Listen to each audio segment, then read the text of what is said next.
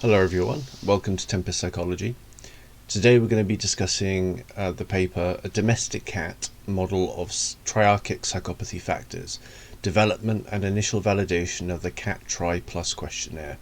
This was written by Evans, Lyons, Brewer and Bethell 2021 in the Journal of Research and Personality. So I'll be going through a critique of the paper. So this will work like a critical drinker review, where I'll explain a section of the paper and then I'll follow up by my critique on that particular section of it, and then at the end of the video I'll summarise my thoughts, because obviously this is going to be quite a detailed critique, so it's probably going to take a while, so settle in and prepare for some psychology. So Evans et al. In this paper they used 3 studies to develop and test a questionnaire to create a model of triarchic psychopathy factors in domestic cats. The first study was aimed to conduct a qualitative analysis of cat owner responses on a short questionnaire, with the aim of developing a full questionnaire. The second study had cat owners respond to a battery of personality questionnaires about their cats to compare this new measure that they'd created against other previously existing measures. The third and final study compared questionnaire responses to levels of cat activity using a device that measured cat sleeping and cat physical activity. The authors claim to have found a new 5-factor model based on boldness, disinhibition, meanness, unfriendliness towards other pets, and unfriendliness towards humans. They argue that their data supports that, to quote, disinhibition and pet unfriendliness are predictive of a higher quality cat owner relationship, and meanness and boldness predict a lower quality relationship. End quote. They finish by suggesting that this provides insight into the structure of triarchic psychopathy in cats. So we'll explore the study in a lot of detail here. Whenever I read any study, I have a similar set of questions at the back of my mind.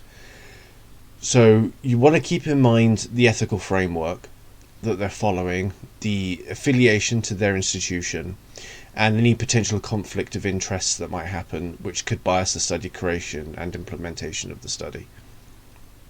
You also want to think, is there an appropriate theoretical foundation outlined in the introduction that creates a solid rationale for the creation of this study? Basically, what you're asking is, what is the quality of the theoretical work that underpins the study? Also, is the study design appropriate for the research questions? And have they followed the appropriate procedures for creating a new measure or a questionnaire? Did their claims made in the discussion match their data and results? Does the theory that they explore in the introduction actually intertwine with what they present in the discussion at the end? And are they able to make the final conclusions when you synthesize all of the above information? Alright, so let's go on to the introduction. This particular introduction can be split into several subsections that can kind of aid our discussion and help us follow a thread through the introduction. So they go over the social and theoretical rationales for why they want to explore feline personality. They cover some of the previous work done on feline personality to date. They provide an explanation of psychopathy, and obviously at the end they present their hypotheses. So the social rationale for exploring feline personality.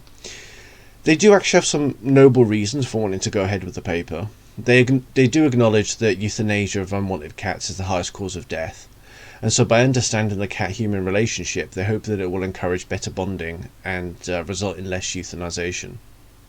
Their theoretical rationale for the study is that most psychopathy research in non-human animals is actually conducted in primates. And while cats in modern culture are portrayed to be selfish, callous and manipulative, there isn't actually any research addressing that. So they suggest that the lack of the research is because there's no robust measure to use. So what they've tried to do is create a measure within this paper so that they can, quote, build on existing research by exploring and comparing the structure of psychopathy in, uniquely, a mostly non-social but domesticated species, the cat. So on the research in feline personality, there isn't a huge amount of information on it to date. So in human psychology, thanks to the work of Carl Jung, we know that there is a robust 5-factor model that can predict behavior and demeanor in human beings. And in personality research, a factor is known as it's basically a sliding scale on a personality attribute. So one example would be extroversion and introversion. So everybody sits somewhere in that sliding scale between being completely extroverted and being completely introverted. However, in felines, there isn't yet a consensus, and all of the current models range from 4 factors of personality to 6. And the current models also don't capture all facets of the feline personality. And the authors of this study argue that there's gaps such as trait aggression or the types of behaviours that owners see as undesirable, which is something that they want to address. They argue that aggressive behaviours are associated with survival when a cat is threatened in some way, and so would be selected for as they increase the chance of living to a reproductive age. And they then go on to posit that these types of behaviour can be linked to psychopathy. But what do they actually say about psychopathy?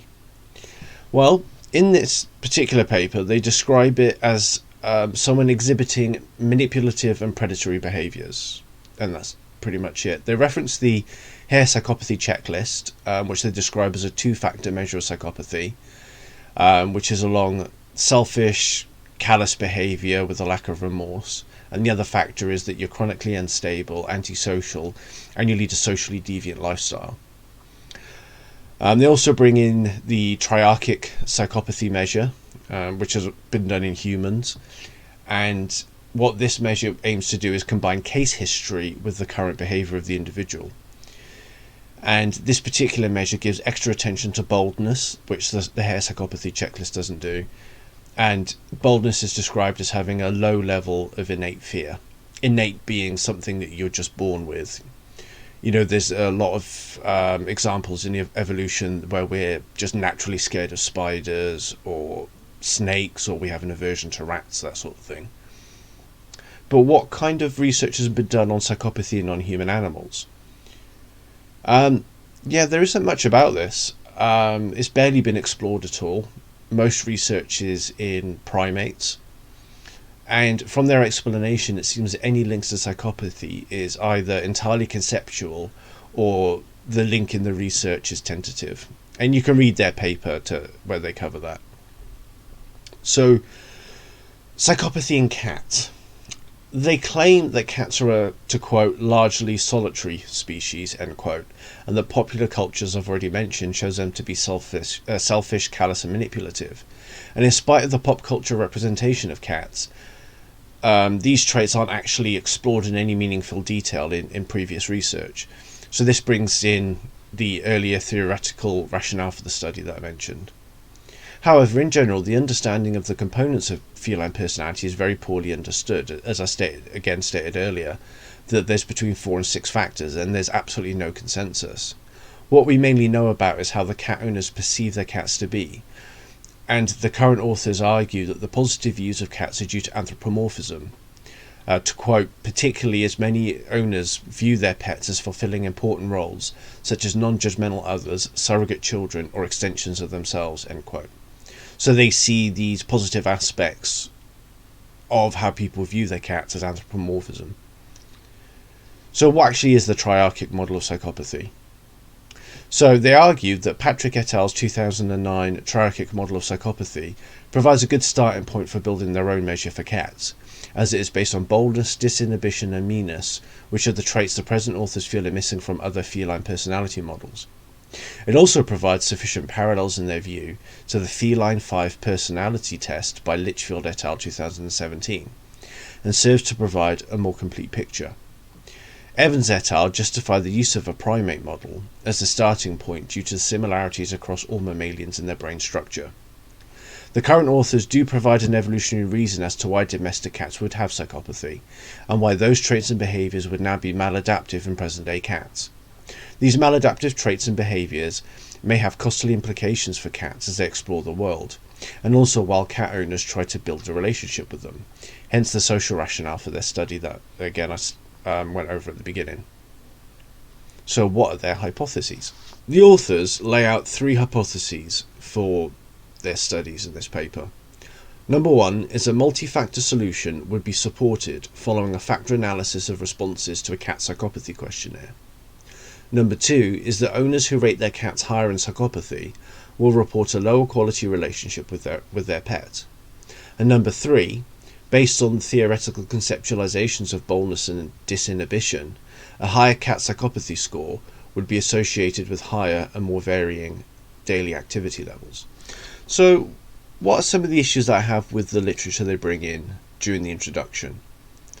Well, first of all, there seems to be a few misunderstandings that they're perpetuating about cats. For example, when they explain that they want to build on existing research by exploring and comparing the structure of psychopathy in, uniquely, a mostly non-social but domesticated species, the cat.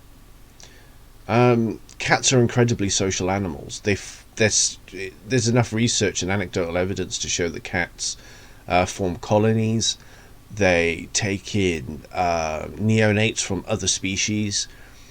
They bond with children and adults pretty easily. And they will seek out attention if that attention has been deprived of them.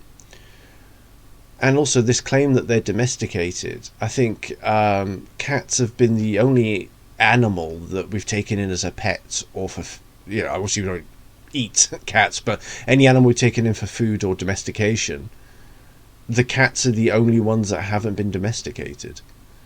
They behave in exactly the same way in the wild as they do in a human environment.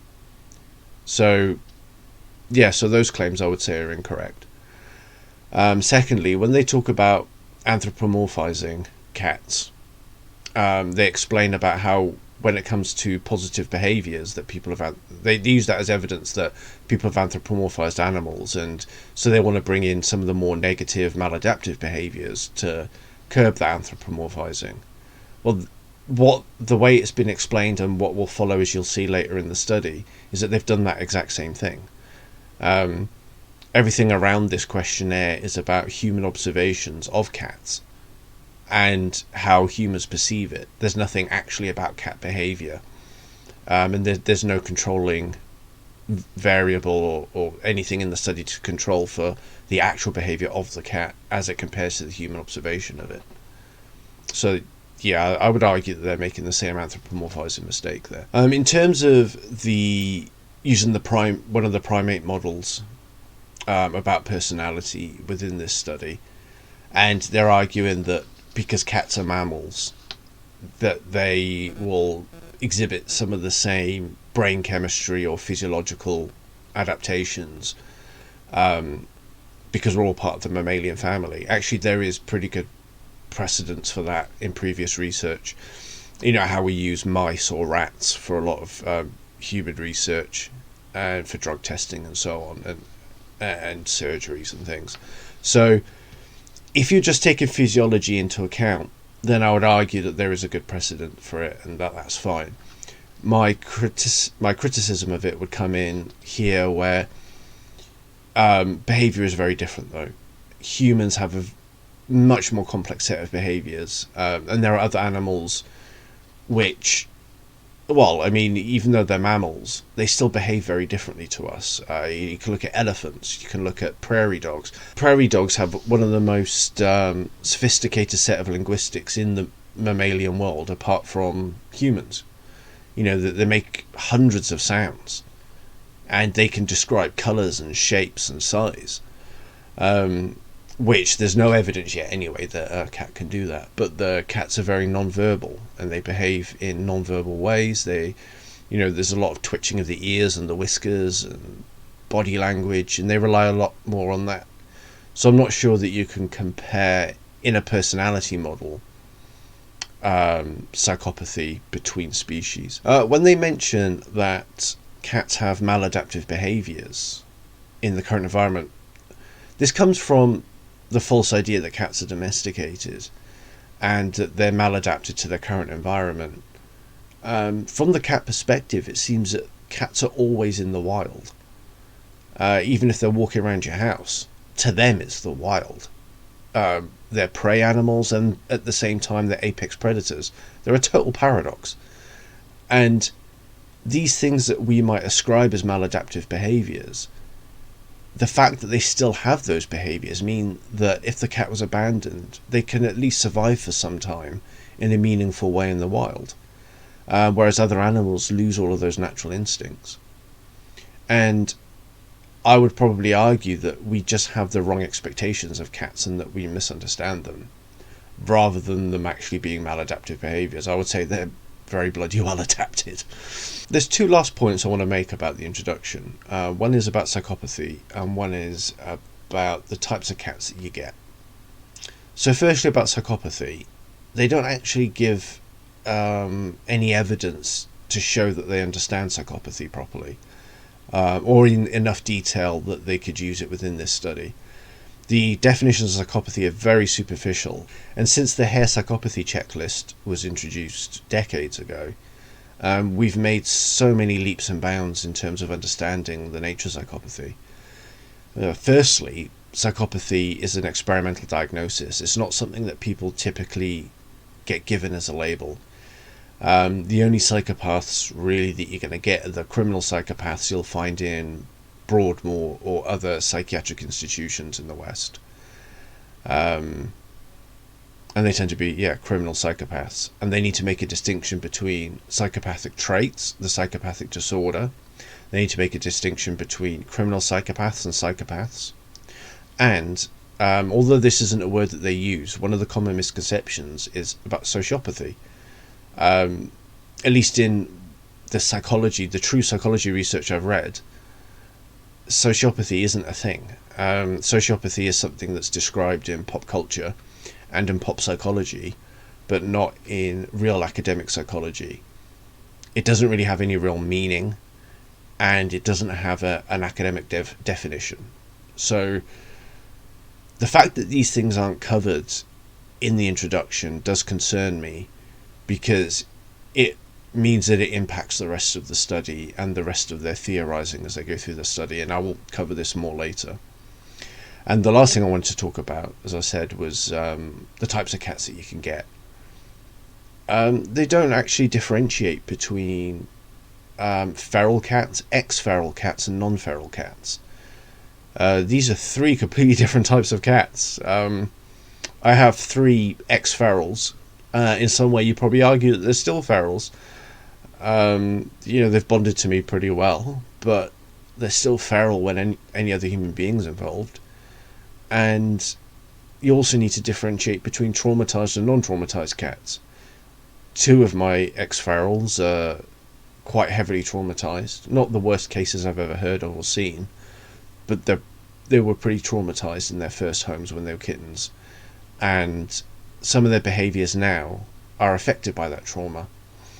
And there are other cats who are ex-ferals, but they weren't traumatised. So that's my 3rd cat. And she's really hyperactive, really happy, and really playful. And you need that granularity in your research, and you need that awareness. And I would say that the introduction does also, as well as not showing evidence of understanding psychopathy, it also doesn't show evidence that it understands the individual nature of cats, because there are individual differences within them, like there are with humans. They have their own personality types. And to assume, as this study seems to be doing, that all cats are psychopaths, I think that's pretty disingenuous, but also you're not able to capture all of the granularity and the nuance that's involved within cat personality types. So because this paper covers 3 smaller studies and blends them together, what I would usually do is do the methods, review it, and then do the results and review it, and then move on to the discussion. But I think it'll be easier to review each small study together, one at a time, before moving on to the next one. And then I'll cover the overall discussion at the end. So the first study issued a 4-item questionnaire. Well, there were 9 items. 5 of the items were demographic questions. So 4 were actually based on the owner's perception of cat behaviour and how that related to the triarchic model of psychopathy. So they're asking the participants, did their cat display a behaviour that could be considered either bold, mean, or disinhibited? And then they asked them to provide examples of those behaviours. And they had one item that was, is there any other behaviour that could be considered psychopathic? With an example. They also provided participants with a definition of each trait with an example of how that might look. They then explained that they analysed the data using a reflexive deductive thematic analysis, This is conducted by one researcher, and then when that researcher had completed it, it was reviewed by a second researcher. So the steps that they followed were familiarization with the data set, followed by coding the data, generating initial themes after coding, reviewing those themes, and then defining and naming the themes, followed up by the written report. However, they claim that because some data items fit under multiple themes, they explain that this led to an inductive approach. So they started off deductive, as I said, a reflexive, deductive thematic analysis. Then they're claiming that they led to an inductive approach. I'll address this after I finished summarising the study. So they found that data items from one trait could also contribute to another trait. They had nearly 500 participants, and they considered that they had saturation at 200 participants. They felt they already exceeded the recommendations of 10 to 50 cases for thematic analysis of participant-generated text. They also excluded responses that were vague or unclear, because it wasn't a specific example of cat behaviour. And then the data they ended up with, they claimed that they had 40 themes that were constructed with overlapping themes across each of the triarchic traits and additional psychopathic behaviour. So they developed 23 themes within bold, 22 within mean, 19 in disinhibited, and 24 additional behaviours. This list of themes was then collapsed into broader themes due to similarities. So they claim that they had 21 overall themes in the final count, which provided the basis of the preliminary 58-item cat questionnaire. So they argued that the themes and the corresponding behavioural items support a triarchic model of psychopathy in cats. Adventurousness, fearlessness, and dominance are each akin to boldness, because they argue that this shows low levels of innate fear and avoidance. They also argue that attention-seeking, pestering, and disobedience are associated with disinhibition, because it reflects a lack of control over affective urges. They also claim that aggression, manipulation, and frightening other animals are associated with meanness, reflecting callous aggression and exploitation of others. So that's the summary of the first study. Now on to my critique of it. First of all, the way that they set out their 9-item questionnaire with the 4 items of cat behaviour, what they're actually doing is heavily priming their participants to think in a certain way. If you really want to do thematic analysis, you need to ask open-ended questions with as little priming as is possible to do. So the structured nature of the questions stop the participants from freely thinking. Because what you're doing is you're trying to get participants to attend to something that you haven't even confirmed is there in the first place. This is why typically when you're working in a new area, you might do inductive reasoning first, and later on you would test your findings in other contexts using deductive reasoning. And then, I've explained in a short other video about the difference between inductive and deductive analysis. A second concern with the method is that while they did get a second researcher checking the work, what would have been much better and would have made the findings more robust is to have 2 researchers analysing the data completely separately first, and then comparing and contrasting their findings against each other. I think that probably would have been a bit better. Because if you're, again, it comes back to priming. You're asking somebody to check things that you've already done, and so you're going to prime them to think in a certain way and to sort of pigeonhole their thoughts. It would have been much better to have done it both independently and see if you came to the same conclusions. That's what they do in other research methods. There was one study done on chimpanzees and the contagion of laughter, and they had 2 participants coding frame by frame data of the chimpanzees playing, and they had to do a reliability check on each other's work afterwards. So so there is a precedent for this in other papers. My third critique here on this study would be the number of participants. They claim to reach saturation at 200, and that the recommended amount is 10 to 50 cases for participant-generated text. However, this recommendation is actually intended for rich interviews that are at least over 30 minutes in length, not the short responses you would have got on this questionnaire. And that is because if you're analysing rich, long interview data, you're simply not going to have the time. Hell will freeze over before you get the time to code over 500 interviews. So but within participant generated short responses, between 400 to 500 is completely fine. I wouldn't have stopped at a saturation of 200, mainly because you haven't even gone through half of the half of the responses yet. If you felt that you'd reached saturation, what you might have done if you wanted to compromise on this is to select a random sample of 10 to 20% of the remaining participants and see if any new themes are generated on that.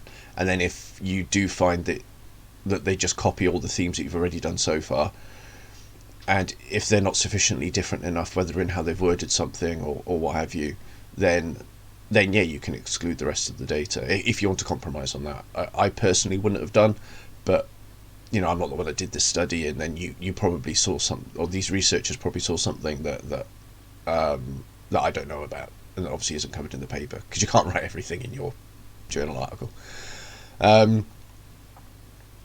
So the next bit is about the themes that were constructed. In reviewing the process of thematic analysis, I would say that what they're claiming as themes are actually either codes or sub-themes. A theme is quite a generalized, almost like title for the set of codes or sub-themes that you have. So boldness would have been a theme, meanness would have been a theme, disinhibited would have been a theme, and then additional behaviors would have been a theme.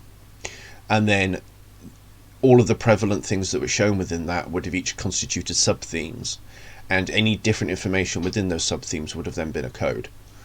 You might have had themes below additional behaviors, like if they were meaningfully different. In terms of how the researchers are conceptualizing thematic analysis, I would have said this was a bit incorrect, that you need to think of things on the right levels, basically, in order to understand how to code them appropriately. And in my final critique of this particular study is that they argue that the themes and corresponding behavioural items support a triarchic model of psychopathy in cats.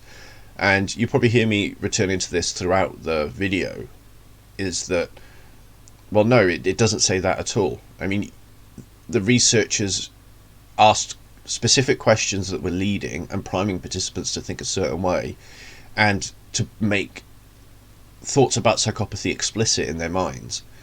So all you're getting is that people spoke about their cats in this way after you specifically asked them to talk about it in that way. You haven't found it unprompted. It's been completely prompted. So what you would probably need to do is, at the very least, to make the statement that themes and corresponding behavioural items support a triarchic model of psychopathy in cats. You would need to actually analyse the cat behaviours and see how they actually match up in reality to the questionnaire responses. Otherwise, this is all just complete hearsay.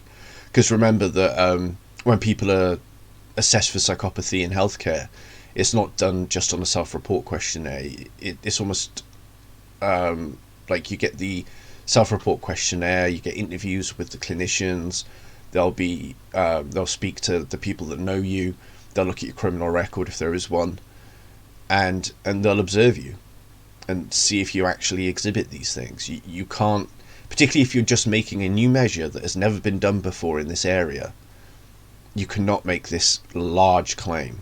It's a very bold claim to make, and there's no evidence for it in their findings so far, because of the way that this first study was constructed.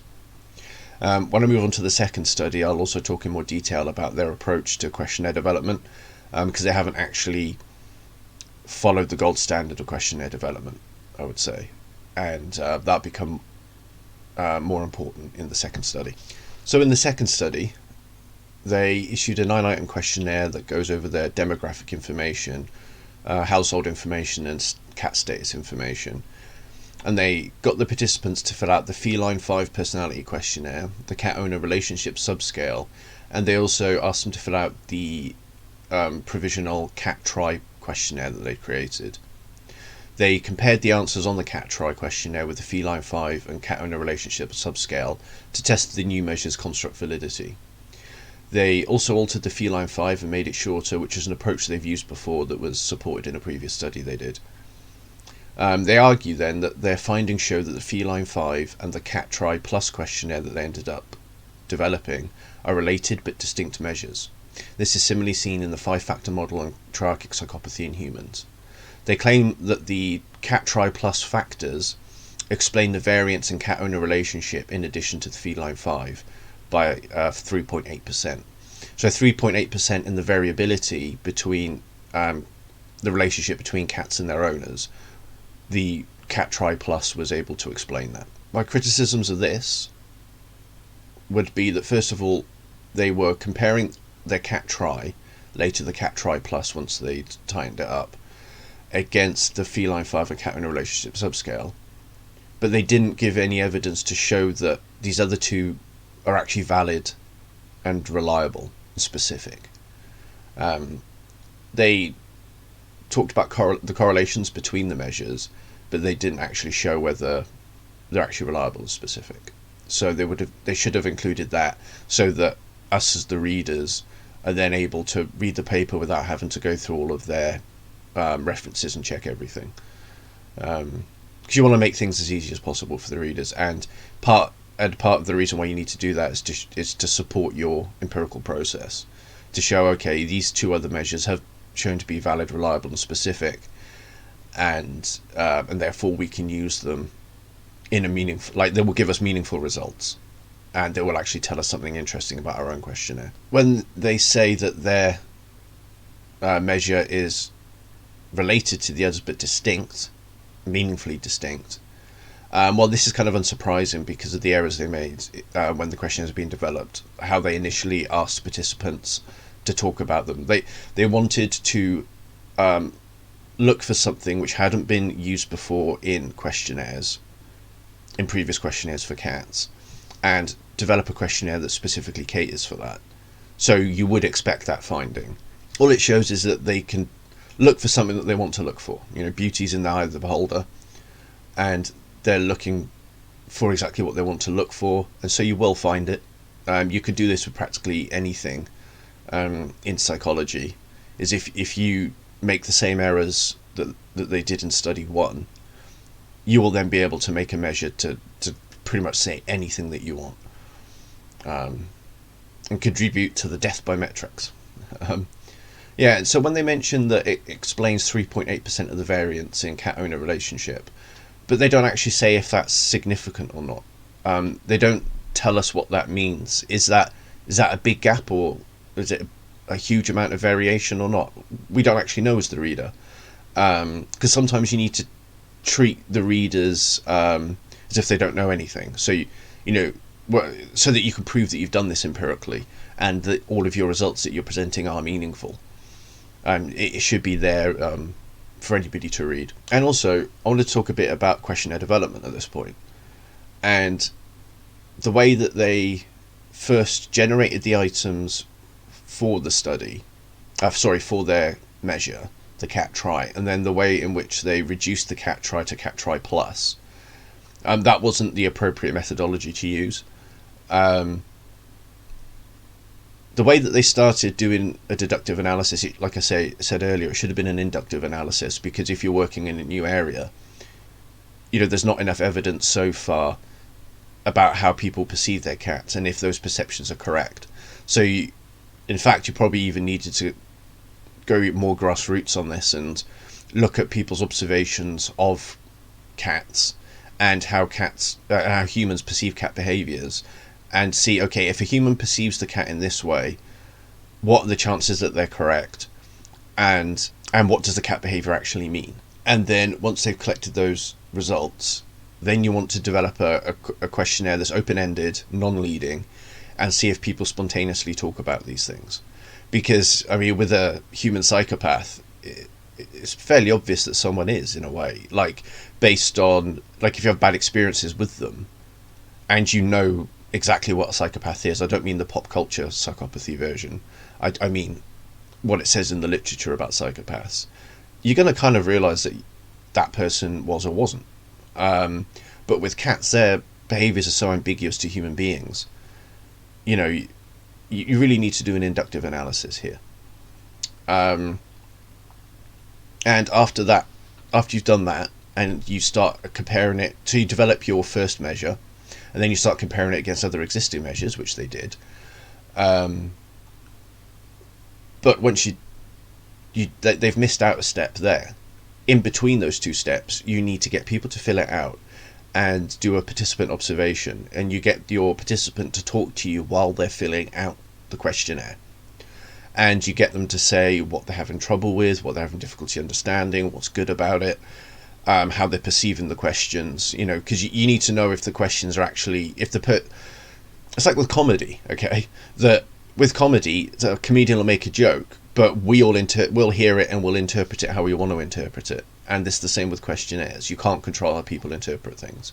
So you need to make sure that the language you're using is the same as the language that they're hearing. And then once you've done that, then by all means you tighten it up again, and then you compare it against other measures.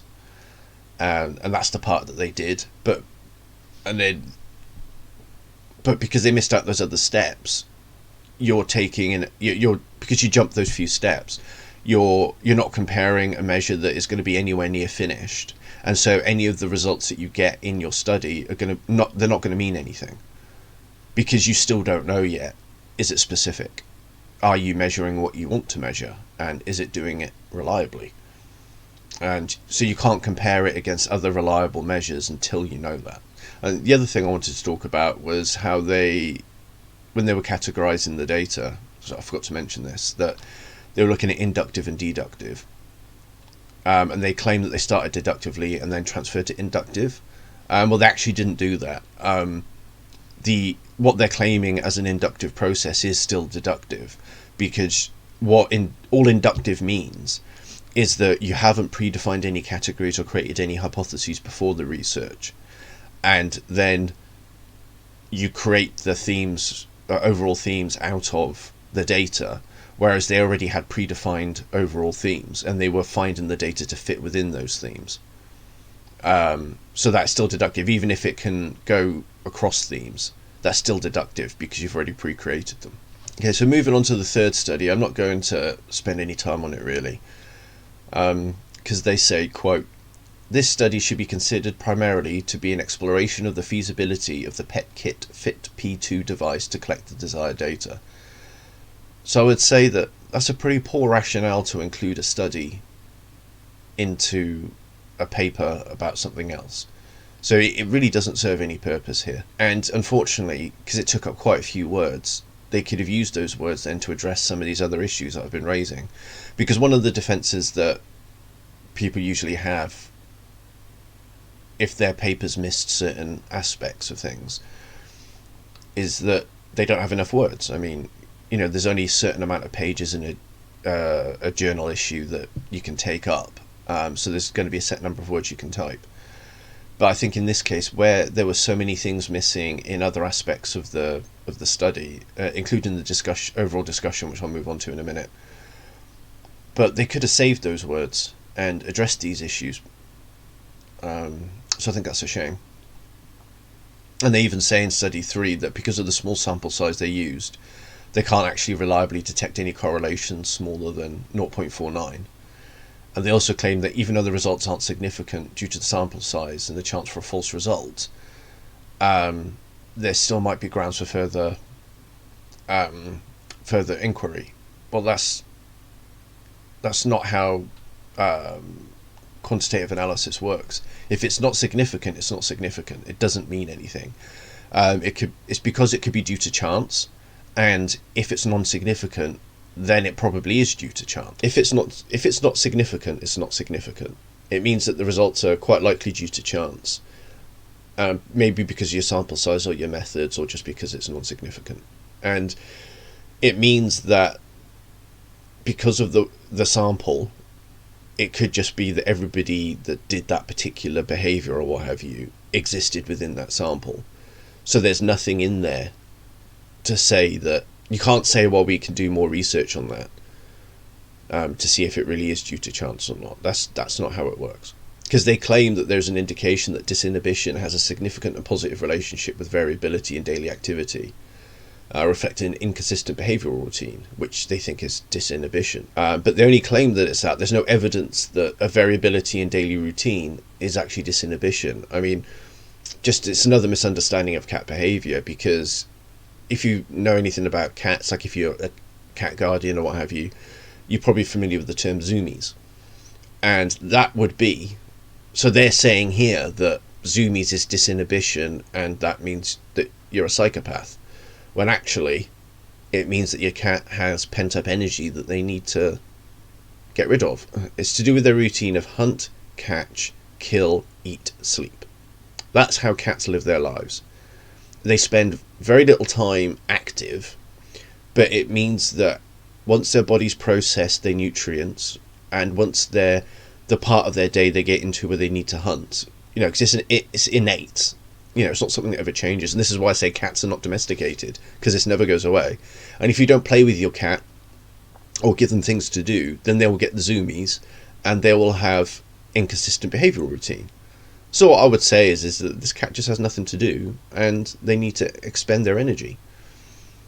And the fact that I can say that as a possibility means that they can't make this claim, if that makes sense, because they don't have any significant data to back up their claim. And there are so many other reasons for what could be the truth here. So that's all I want to say about study 3, really. It was really unnecessary to include it. Alright, so let's move on to the overall discussion, and what are they claiming that this study shows. So the first claim they make is that the present studies indicate a triarchic model of psychopathy captures an aspect of cat personality.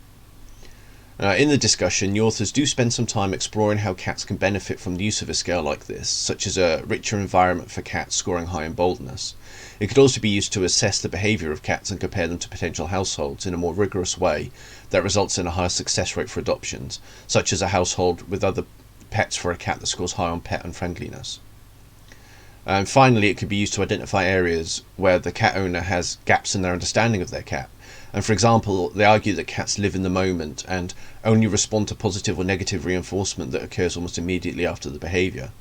They also explain how cat behaviours can be misread by owners, and they claim that blinking and nose licking are expressions of fear, and so sudden changes in mood are often misread.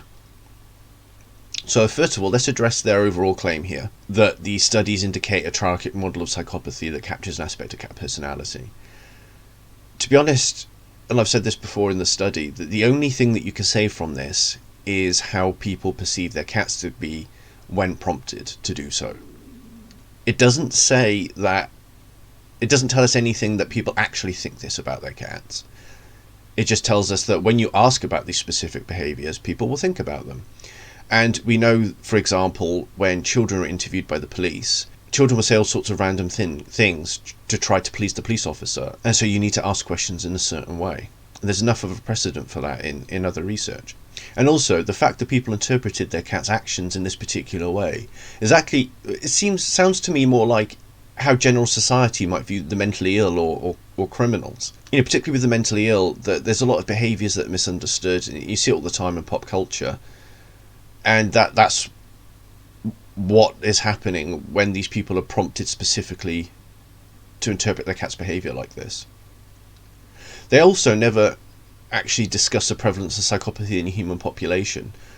And I left this until the discussion because sometimes the introduction doesn't have all the information in it because of the empirical process.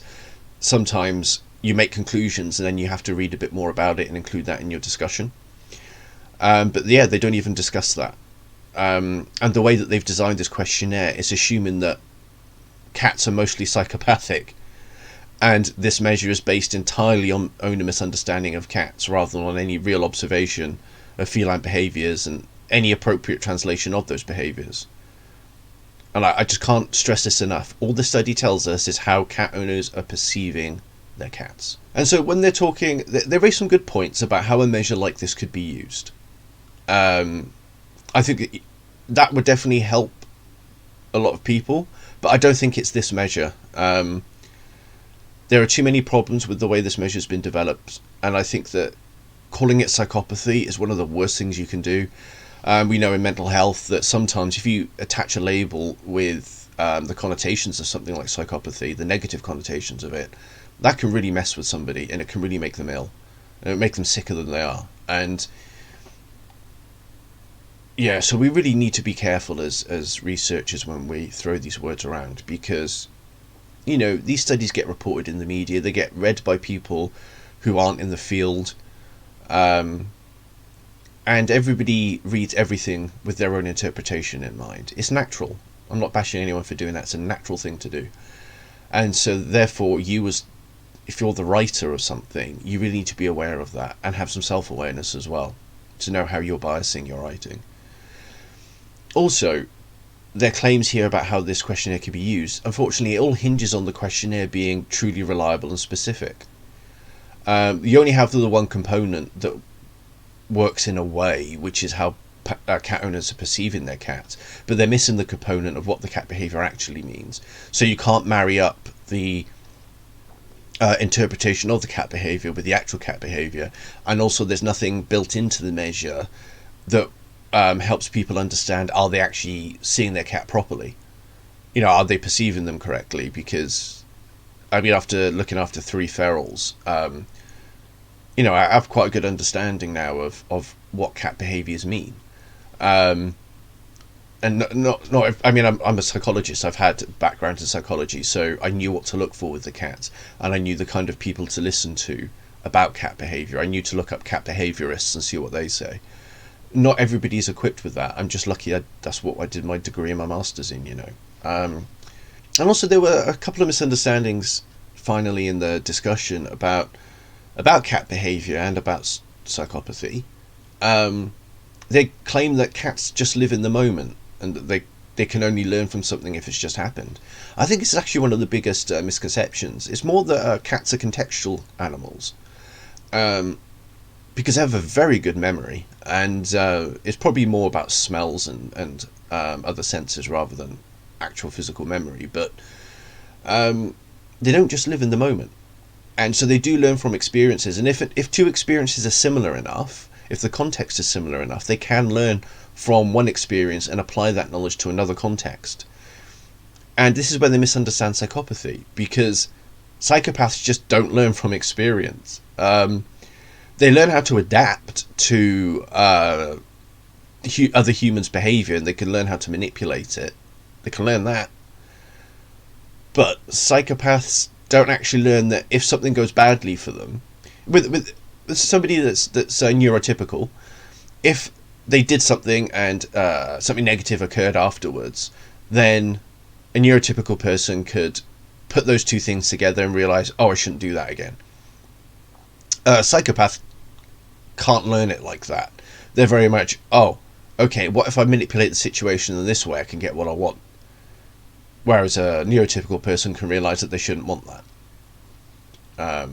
And also they interpret, there's a few, I know they've brought in other research here, but they're falsely attributing nose licking and blinking. They're saying that they're expressions of fear. I was quite surprised at that, because certainly from the cat behaviourists that I follow and listen to, and certainly from my own experience with feral cats who tend to come to you really terrified and scared, nose licking is not a fear response, and neither is blinking. Blinking, especially slow blinking, is an expression of trust and bonding. And if you actually do that to your cat, sometimes they'll do it back to you, and you're just basically saying, hey, I'm not a threat, I can close my eyes in front of you, and I trust that you're not going to hurt me. And if they do it back to you, that's what they're saying to you. And nose licking is more akin to anticipation than fear. It's an expectancy. They, you might get out the tin of tuna, and they know that tin means that there's tuna in it, and they're about to get a nice, lovely treat that they don't usually get. They'll start licking their nose and their mouth. Yeah, definitely not fear. So yeah, that's the end of the critique here. I'll just finish with a closing summary of my main critiques of the study, the things that I've raised throughout it, and I'll bring up a couple of other things as well. So the summary of my critique of this paper, they show there's no evidence in the paper that they properly understand psychopathy and that they've applied it appropriately in the study. Humans have a prevalence rate of less than 1% for psychopathy, but the way the study is designed, it assumes that all cats have psychopathy. Importantly, psychopaths don't seem to have any utility in daily life. I mean in terms of the disorder rather than psychopathic traits. But cats have all sorts of utility. They argue that other studies in the general public tend to anthropomorphize cats because of focusing on positive behaviours. However, they then go and do this exact same thing about negative behaviours. There are several misunderstandings throughout the study about cat behaviour, such as how they express fear, the sociability of cats, domestication. The introduction section didn't address the cultural variations over time and civilizations, and how views and perception of cats has changed. They don't take the time to explore any of the atrocities committed against cats in history. The biggest one I could think of is the Black Death, where millions of cats were killed across Europe, and then what happened to the human race afterwards. They also don't explore how the cat-human relationship started historically and how we became integrated. You know, cats kind of almost wandered out of the desert in Assyria and became part of agricultural life. And yeah, the journey started from there. They misapply qualitative methodology, and they don't follow the gold standard for questionnaire development. The third study seems completely irrelevant to the subject matter, and the words that they could have saved from not including it could have been used to address all these other issues that I've raised. Finally, you can't really conclude anything from the questionnaire, because it can only tell us how people have viewed and perceived the behaviour of their cats, and it tells us nothing about the actual behaviour. And finally, my warning would be that the study overall is quite a dangerous message to send people about cats, as it plays to the prevalent cultural misunderstandings of cats and of psychopathy, and doesn't help to fix or address either of those things. Anyway, I hope you enjoyed listening, and I know this video is pretty long. There was a lot to discuss in it. But if you have any comments, queries, insights, or anything, just hit the comment section below. Thank you.